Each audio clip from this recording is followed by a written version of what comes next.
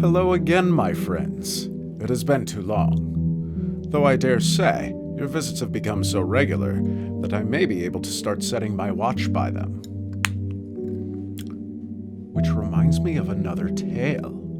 Yes, come, have a seat, and allow me, James Démence, the keeper of the creepy, to entertain you again this eerie evening.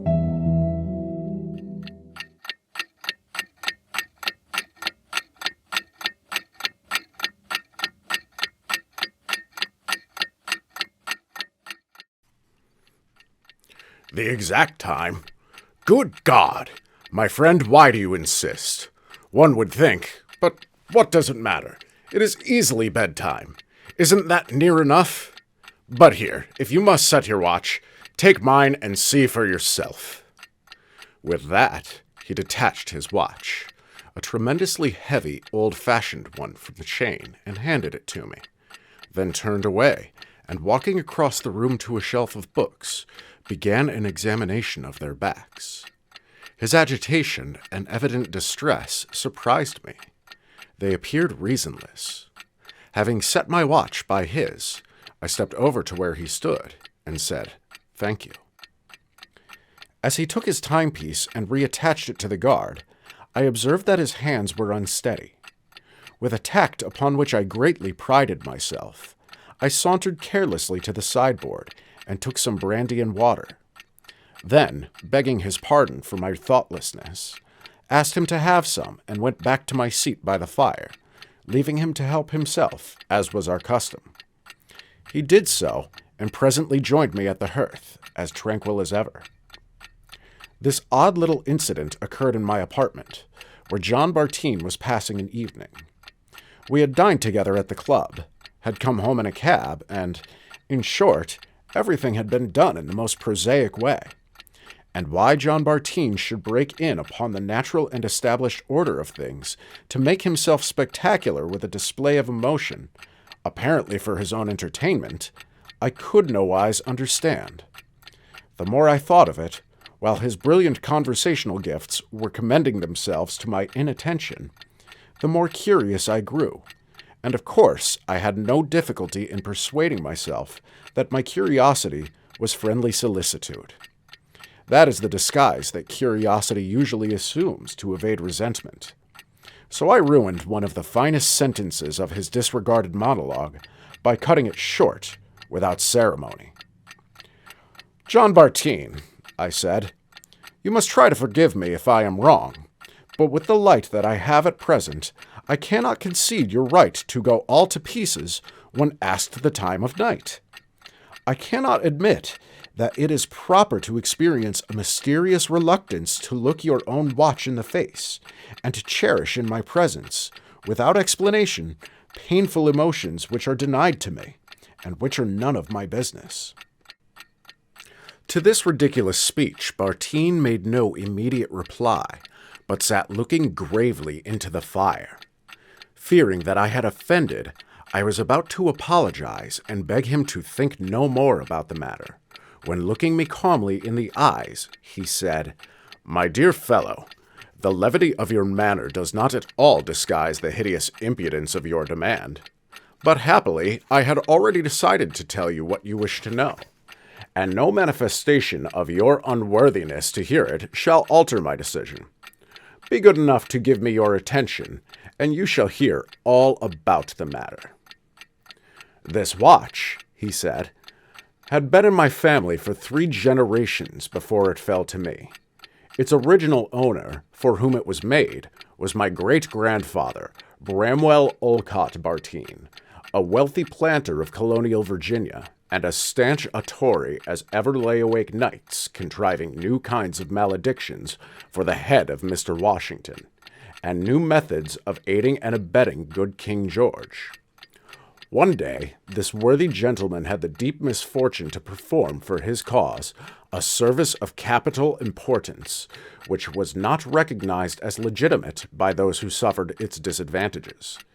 It does not matter what it was, but among its minor consequences was my excellent ancestor's arrest one night in his own house by a party of Mr. Washington's rebels. he was permitted to say farewell to his weeping family, and was then marched away into the darkness, which swallowed him up forever. Not the slenderest clue to his fate was ever found. After the war, the most diligent inquiry and the offer of large rewards failed to turn up any of his captors or any fact concerning his disappearance. He had disappeared, and that was all. Something in Bartine's manner that was not in his words, I hardly knew what it was, prompted me to ask, "What is your view of the matter, of the justice of it?" My view of it, he flamed out, bringing his clenched hand down upon the table, as if he had been in a public house dicing with blackguards. My view of it is that it was a characteristically dastardly assassination by that damned traitor Washington and his ragamuffin rebels. For some minutes, nothing was said. Bartine was recovering his temper, and I waited. Then I said, "Was that all?" No. There was something else. A few weeks after my great-grandfather's arrest, the watch was found lying on the porch at the front door of his dwelling. It was wrapped in a sheet of letter paper, bearing the name of Rupert Bartine, his only son, my grandfather. I am wearing that watch. Bartine paused. His usually restless black eyes were staring fixedly into the grate, a point of red light in each, reflected from the glowing coals. He seemed to have forgotten me. A sudden threshing of the branches of a tree outside one of the windows, and almost at the same instant a rattle of rain against the glass, recalled him to a sense of his surroundings. A storm had risen, heralded by a single gust of wind, and in a few moments the steady plash of the water on the pavement was distinctly heard. I hardly know why I relate this incident. It seemed somehow to have a certain significance and relevancy, which I am unable now to discern. It at least added an element of seriousness, almost solemnity. Bartine resumed. I have a singular feeling toward this watch, a kind of affection for it. I like to have it about me, though partly from its weight, and partly for a reason I shall now explain, I seldom carry it. The reason is this. Every evening, when I have it with me, I feel an unaccountable desire to open and consult it, even if I can think of no reason for wishing to know the time. But if I yield to it, the moment my eyes rest upon the dial, I am filled with a mysterious apprehension, a sense of imminent calamity. And this is the more insupportable the nearer it is to 11 o'clock. By this watch, no matter what the actual hour may be. After the hands have registered 11, the desire to look is gone. I am entirely indifferent. Then I can consult the thing as often as I like, with no more emotion than you feel in looking at your own. Naturally, I have trained myself not to look at the watch in the evening before 11. Nothing could induce me. Your insistence this evening upset me a trifle. I felt very much as I suppose an opium eater might feel if his yearning for his special and particular kind of hell were reinforced by opportunity and advice. Now that is my story, and I have told it in the interest of your trumpery science. But if on any evening hereafter you observe me wearing this damnable watch, and you have the thoughtfulness to ask me the hour, I shall beg leave to put you to the inconvenience of being knocked out. His humor did not amuse me. I could see that in relating his delusion he was again somewhat disturbed. His concluding smile was positively ghastly, and his eyes had resumed something more than their old restlessness. They shifted hither and thither about the room with apparent aimlessness, and I fancied had taken on a wild expression, such as is sometimes observed in cases of dementia. Perhaps this was my own imagination, but at any rate I was now persuaded that my friend was afflicted with a most singular and interesting monomania. Without, I trust, any abatement of my affectionate solicitude for him as a friend. I began to regard him as a patient, rich in possibilities of profitable study. Why not? Had he not described his delusion in the interest of science? Ah, poor fellow, he was doing more for science than he knew. Not only his story, but himself was in evidence. I should cure him if I could, of course, but first I should make a little experiment in psychology. Nay, the experiment itself might be a step in his restoration. "That is very frank and friendly of you, Bartine," I said cordially, "and I'm rather proud of your confidence. It is all very odd, certainly. Do you mind showing me the watch?" He detached it from his waistcoat, chain and all, and passed it to me without a word. The case was of gold, very thick and strong, and singularly engraved. After closely examining the dial and observing that it was nearly 12 o'clock, I opened it at the back and was interested to observe an inner case of ivory, upon which was painted a miniature portrait in that exquisite and delicate manner which was in vogue during the 18th century. "Why, bless my soul!" I exclaimed, feeling a sharp artistic delight. "How under the sun did you get that done? I thought miniature painting on ivory was a lost art." "That," he replied, gravely smiling, "is not I. It is my excellent grandfather, the late Bramwell Olcott Bartine, Esquire, of Virginia. He was younger then than later, about my age, in fact. It is said to resemble me. Do you think so?" "Resemble you? I should say so, barring the costume, which I supposed you to have assumed out of compliment to the art, or for resemblance, so to say. And the no mustache, that portrait is you in every feature, line, and expression." No more was said at that time. Bartine took a book from the table and began reading. I heard outside the incessant plash of the rain in the street.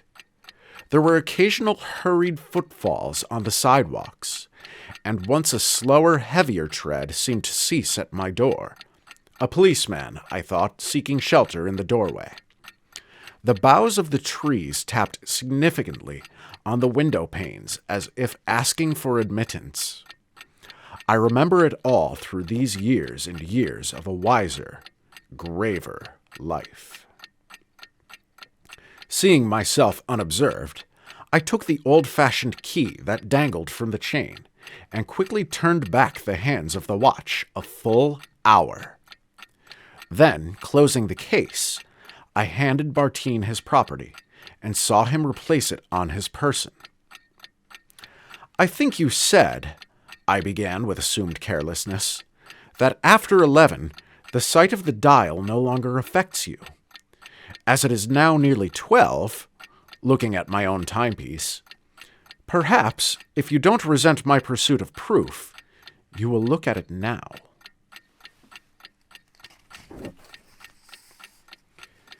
He smiled good-humoredly, pulled out the watch again, opened it, and instantly sprang to his feet with a cry that heaven has not had the mercy to permit me to forget. His eyes, their blackness strikingly intensified by the pallor of his face, were fixed upon the watch, which he clutched in both hands. For some time he remained in that attitude, without uttering another sound.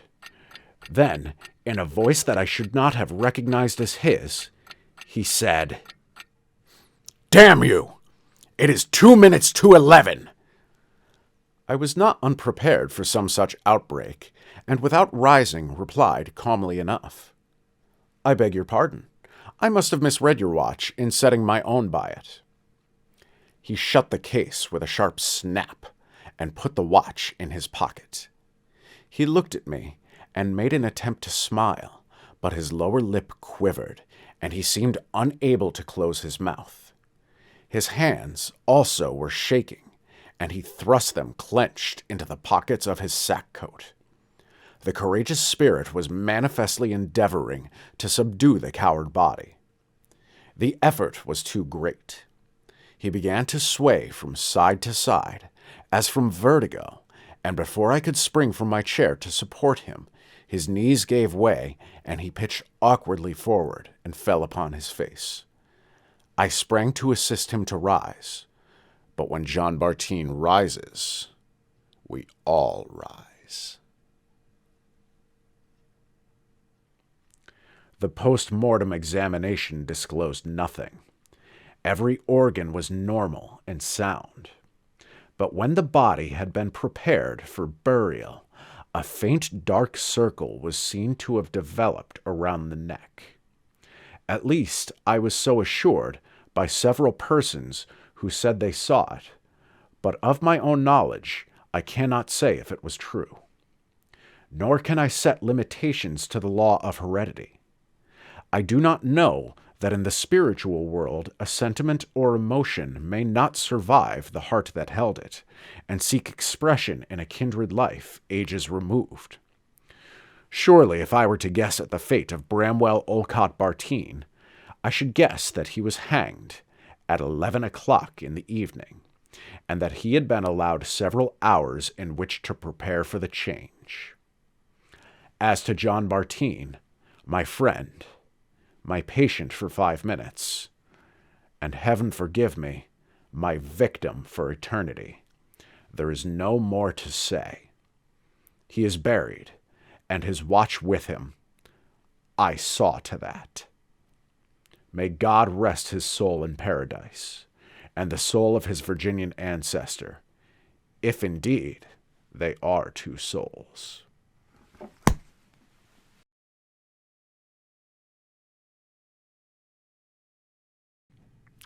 Would you look at the time? It seems the clock has run out on our visit for this evening, and the hour is upon us to part ways. Worry not, my friends, for I will be counting the seconds until you join me again for another story of suspense.